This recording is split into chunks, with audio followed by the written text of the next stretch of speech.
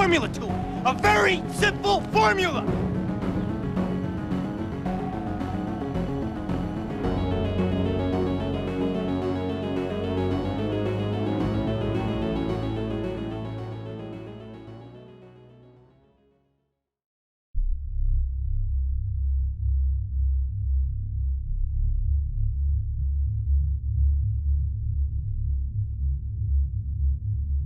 The film which you are about to see is an account of the tragedy which befell a group of 5 youths, in particular Sally Hardesty and her invalid brother Franklin. It is all the more tragic in that they were young. But had they lived very, very long lives, they could not have expected, nor would they have wished to see as much of the mad and macabre as they were to see that day. For them, an idyllic summer afternoon drive became a nightmare. The events of that day were to lead to the discovery of one of the most bizarre crimes in the annals of American history, the Texas Chainsaw Massacre.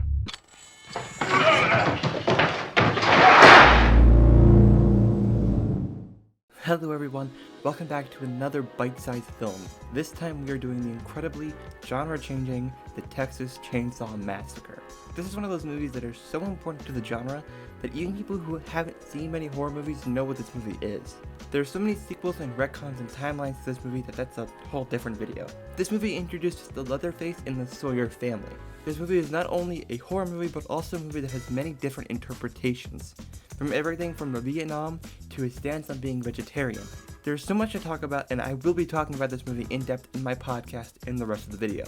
The Texas Chainsaw Massacre is the perfect description of low-budget filmmaking and how it can transport small directors like Tobe Hooper to working on a movie with Steven Spielberg not many years later. But years before Steven Spielberg would get in contact with Tobe Hooper, a little man named Leatherface did. And with that, let's get biting.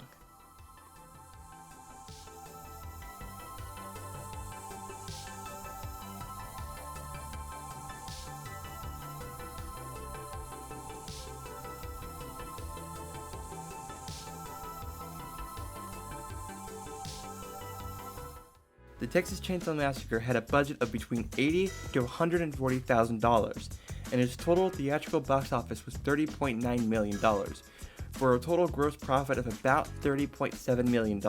It spawned 9 movies, and I'm sure many more to come. It's also spawned many tropes you would find throughout horror movies, like it claiming it was real events. The use of power tools as a weapon was most prominently originated in this movie. There were more than enough usage of a chainsaw in this film to make even the least scared person slightly afraid around chainsaws. This features prominent inspiration from real-life killers like Ed Gein. This film also inspired The Silence of the Lambs and its usage of Hannibal Lecter the way that they did. I want to talk about some of the interpretations, but I will save that for after the film is over. And with that, our movie begins. This movie begins with one of the most iconic narrated openings I can think of.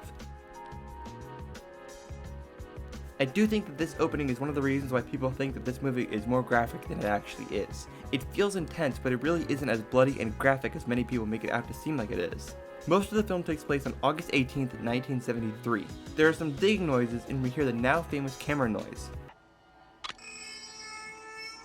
It flashes skeletons and corpses. We hear a radio over a body that tells us that there is grave robbing happening in Texas. The remains were wired as a weird piece of art. Relatives of the people who were buried in the cemetery are coming from all over to make sure that the relatives didn't get ripped up from the ground. We cut to the title screen, which is holy shit, it's scary. And then the credit plays over talks of burning oil and other disease and disaster related things. The first shot is over the sun that fades out over a dead armadillo, which is actually a real dead armadillo that they just found on the side of the road for the shot. The grand van passes by in the background and parks. A man gets out and puts 2 wooden planks down, and out comes Franklin in a wheelchair who has gone to the bathroom. Franklin rolls down the hill and crashes in the field below. We cut to Franklin back in the wheelchair. One of the girls is talking about and discussing astrology and how Saturn is particularly a bad influence right now because it's in retrograde. They arrive at the cemetery, and Sally goes to look at the grave of her grandpa while Franklin sees this crazy old man talking to himself about how bad things have happened. They cut to the van and they see a slaughterhouse where their uncle used to work at, and they discuss the ways that cows are killed. Then they find a hitchhiker who they decide to ultimately pick up.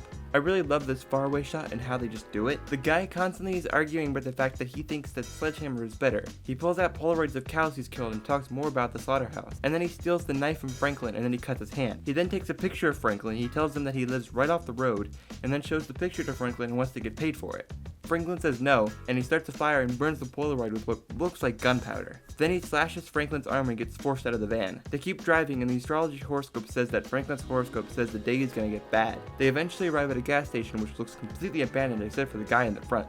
The gas station worker doesn't want them to go to that old house that you're trying to get to, and really wants to stay here at the gas station. One of my favorite lines is when Franklin asks Kirk if he thinks you could do what he did, slash his hand. It just feels real and it's kind of morbidly discussed, I guess. They start on the road again and eventually they stop at a house that appears to be buried and completely abandoned. They look at the bloodstain on the van and it makes the mark of Zorro. Franklin still looks at the van while Kirk and everybody else goes into the house. Kirk goes by himself and sees this clump of spiders on the wall. Franklin goes into the house and hears them laughing and having fun upstairs. He rolls over to a room and starts making the tongue noise like the hitchhiker. Pam and Kirk went to go swimming. Franklin then finds a pile of bones and animal remains left on the floor and he looks up and finds bones hanging from the ceiling. We see Kirk and Pam run through the woods and they find the empty water hole and stumble onto the farmhouse. There's a tree with random objects strung to them and Kirk looks through the wiring to find a generator. Kirk walks towards the front door and knocks and doesn't get a response except finds a tooth that he then hands to Pam. The front door swings open and he calls in but gets no response. He hears a pig squealing in the back. He walks towards the kitchen and runs and trips and gets hit over the head with a sledgehammer and starts to flop on the floor before getting hit again.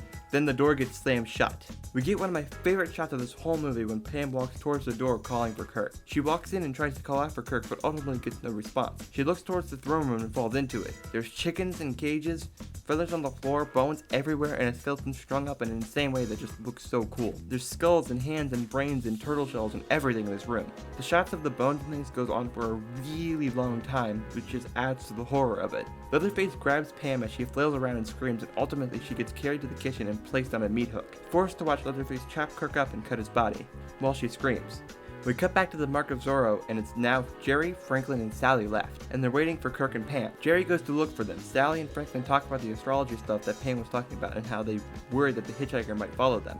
Jerry keeps walking as the sun starts to set and he arrives at the house. He walks towards the front door and knocks and walks in towards the kitchen, and he walks into the kitchen and sees the chainsaw and the freezer with banging on it and gets jump scared by Pam, and Leatherface comes in and hits him really sharply over the head with the hammer and he falls to the floor. Leatherface starts to freak out and sit by the window. He stares at the window and licks his teeth, and this is one of the creepiest scenes. It's nighttime now and Franklin and Sally are honking the horn waiting for their friends to come back. They call for Jerry for a while and they fight over whether or not to honk the horn.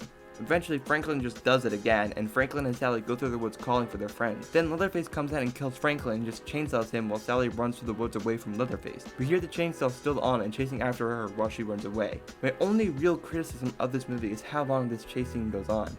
It goes on for a really long time and there's some creepy scenes in it, but it still just goes on forever. She runs into the house and runs upstairs while Leatherface cuts through the door. She finds two skeletons, one of Grandpa and the other of Grandma. Leatherface chases her up the stairs and she jumps out the window. And then there is another chase through the woods scene as she eventually makes her long treacherous journey through the dark to the gas station, and she tries every way she can and eventually gets inside. The gas station worker cares for her and goes to get his truck. And then we see Sally slowly start to break as she looks over the barbecue in the grill. It's human meat.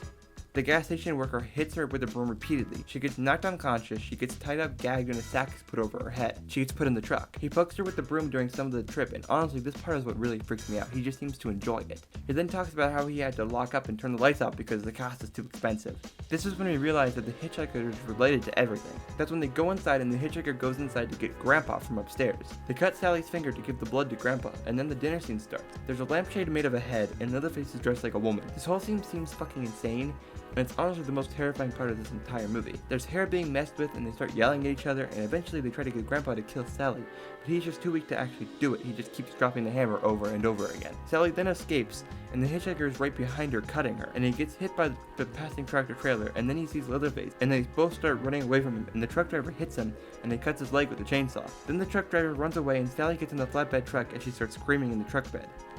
Leatherface angrily twists and flails the chainsaw around in one of the most pretty shots ever in any horror movie in history, and then it cuts to black.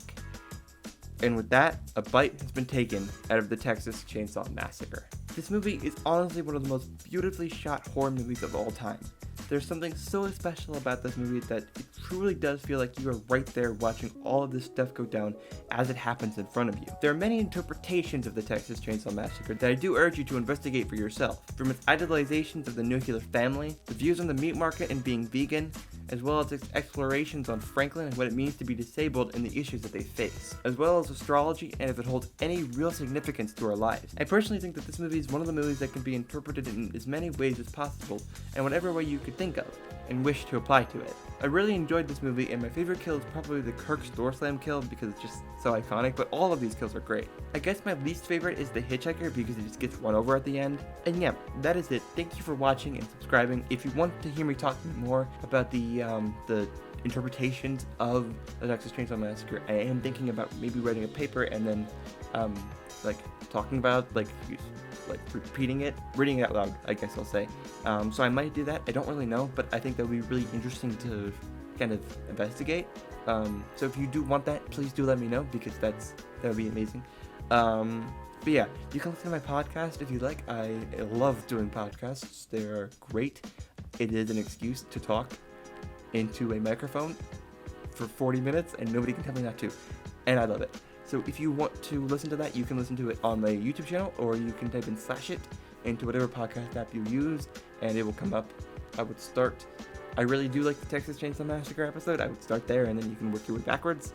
I've done all the way up to Halloween 5. I've done Fridays 1, 2, and 3, and Black Christmas. I think I did Black Christmas. I don't know. Don't say me on that. If I haven't done Black Christmas, expect that this Christmas. But yeah, it's much more casual than what you'll find here. It's way less scripted. I kind of have a general outline of what I'm going to talk about, but I kind of like to keep it loose as if you were having a conversation with me talking about it. But I don't know, maybe that'll change. And if you want to, you can follow my Twitter at @horror, and Instagram is @horror as well. But yes, like always, treat every day like it's Halloween.